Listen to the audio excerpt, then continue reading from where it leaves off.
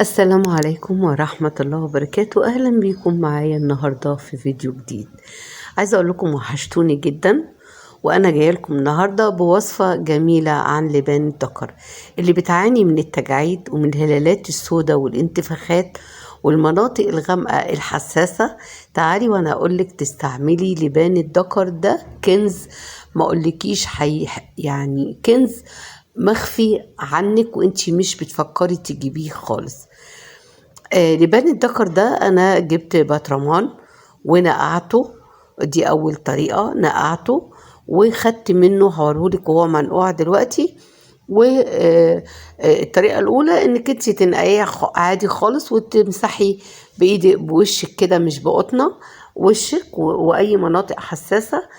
وشك هيتشد شوية، وتحطي تحت جفون عينيكي والقورة. حلوة قوي قوي. الطريقة التانية، أنا بليته وحطيته في مية، نقعته قصدي، وخليته 3 أيام بالظبط. ووارد جدا تخليه عندك فترة ومن غير تلاجة على فكرة. نقعته في البطرمان وحطيته ورجيته قوي قوي قوي. بعد ما رجيته، من المفروض ان انا احط معلقة نشا. لو انت عايزة تبقى تقيل ويبقى يعني تفركيه او يتشد، فانت حطي الكمية اللي انا حطيتها دي. عايزة تشطفيه شطف عادي، يكفي خالص معلقة صغيرة نشا. فانا طبعا بحطه بحركه لان حصوات اللبان الذكر لسه موجودة في البطرمان. بعد ما انا حركته كده زي ما احنا شايفين، هصفيه في المج.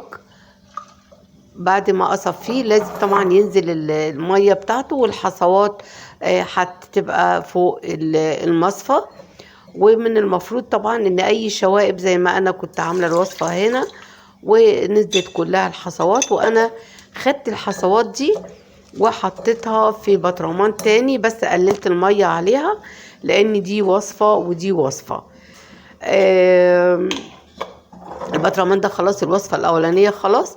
الوصفة التانية بعد ما أنا نقعته بالنشا كده وحركته، هحط مية الورد. مية الورد رائعة وجميلة، وعايزة أقول لكم فوائدها هايل، وفي نفس الوقت هيديكي لوشك نضارة وتقدري تستغني عنها. بس هتدي لخدودك اللون البينكي الحلو ده الخفيف، البودر الروز. فانا طبعا حطيت منه، ممكن تحطي نقطتين وممكن تحطي كمية زي ما انت عاوزة. انا حطيت بمقدار معلقة كبيرة واداني اللون الروز كده. وبودرة جسم، بودرة بقى مش عايزة اقول لكم الريحة وانا بعمل، عطر لي المطبخ وعطرت لي الشقة، ريحة ملهاش حل. عندك بودرة أطفال، عندك بودرة جسم، أي حاجة. ما تنسيش تعلقي وتقولي لي إيه رأيك في الوصفة دي.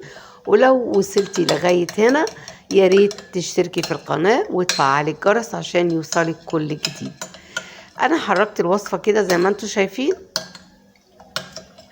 ولازم أدوبها. وبرضو هصفيها تاني من الشوائب لأن لازم تكون ما تكلكعش معايا وتبقى حلوة. على فكرة بتحطيها من غير تلاجة الوصفتين الاتنين. انا حطاها عندي على الكومودينو، مش يعني مش بحاول ان انا احطها في التلاجة. فزي ما انتم شايفين انا الشوائب الاولانية هي موجودة في المصفى، لان هو طبعا اللبان الذكر بيبقى اكيد فيه عفار وفيه حاجات.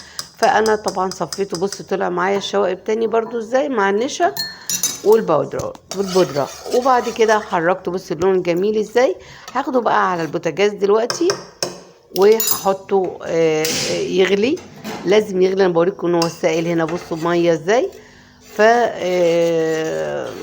بيغلي بقى دلوقتي على البوتاجاز، وهيديني اللون السميك الحلو.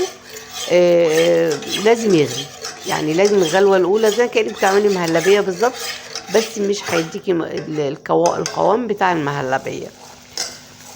بصوا تقل معايا وبقى عامل ازاي. هحطه في بطرمان، هفضيه في بطرمان حالا، وهوريكم في ايديا. وقعت المعلقه مني. التاتش ده ما بحبش اشيله، بسيبه عشان مطبخي. وعايزه اقول لكم انا طبيعيه جدا. كان ممكن اشيلها في المونتاج، بس انا حابه اوريكم ان الست المصريه معرضه لاي حاجه. هفضيه في البطرمان.